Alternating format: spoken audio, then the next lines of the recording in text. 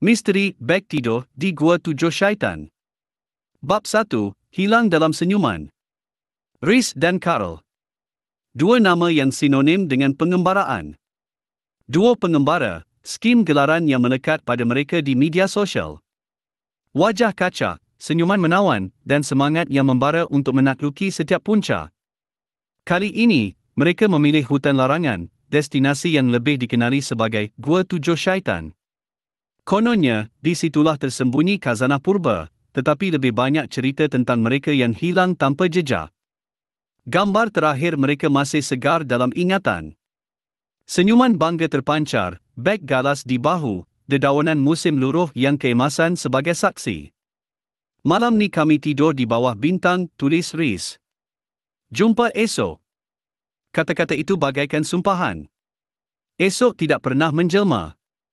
Bab 2. Jejak di bawah tanah. 3 hari berlalu. Tiada kabar berita. Operasi mencari dan menyelamat dilancarkan. Penemuan pertama, beg galas Rhys dan Carl di mulut gua yang tersembunyi, Gua Tujuh Syaitan. Makanan masih penuh, tetapi kamera hilang.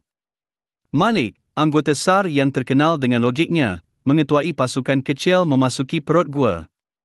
Bau hanyir menusuk hidung, bercampur dengan kelembapan tanah yang memualkan. Lampu suluh membelah kegelapan, suara mereka memanggil nama Rhys dan Carl. Hanya gema sepi yang menjawab. Bab 3. Penemuan yang menggerunkan. Selepas merangkak melalui terowong sempit yang dicengkam akar-akar pokok, mereka tiba di sebuah ruang kecil. Di sudut yang gelap, cahaya lampu suluh Malik tertancap pada dua objek berbentuk bujuh.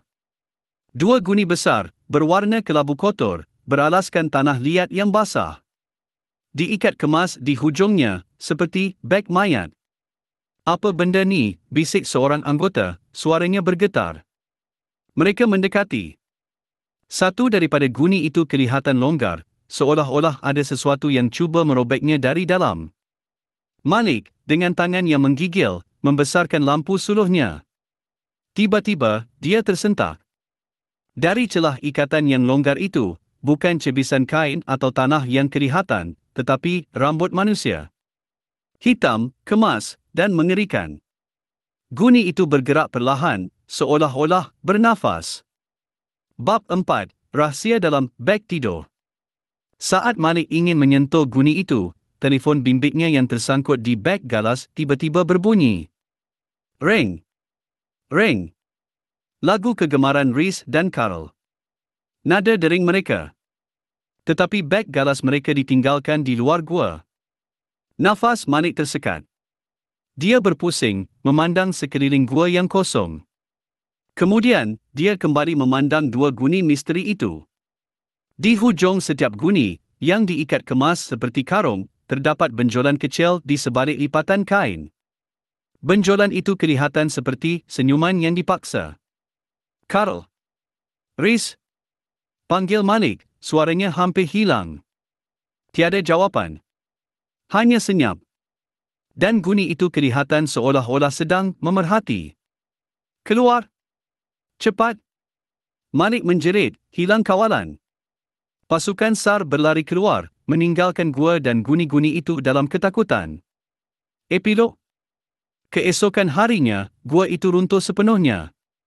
Hanya tinggal batu-batu besar. Dua beg mayat itu hilang. Tetapi yang paling menghantui, dalam rakaman kamera salah seorang anggota SAR yang panik, sebelum dia terjatuh, terakam dengan jelas. Bayang-bayang dua sosok tinggi dan tegap, dengan beg galas yang sama persis seperti yang ditinggalkan di luar, sedang berjalan perlahan di belakang mereka, menuju ke arah guni-guni itu. Dengan senyuman yang terlalu lebar untuk manusia. Adakah Rhys dan Carl dikorbankan dan mayat mereka dibungkus? Atau adakah senyuman mereka, yang sering mereka pamerkan di media sosial, menjadi beg tidur terakhir mereka? Siapa yang membungkus mereka? Atau, adakah mereka membungkus diri sendiri? Kini, setiap kali pendaki melihat beg tidur yang dilipat di kawasan pergunungan terpencil, mereka akan terbayang wajah ceria Rhys dan Carl, dan misteri dua beg tidur di Gua Tujuh Syaitan.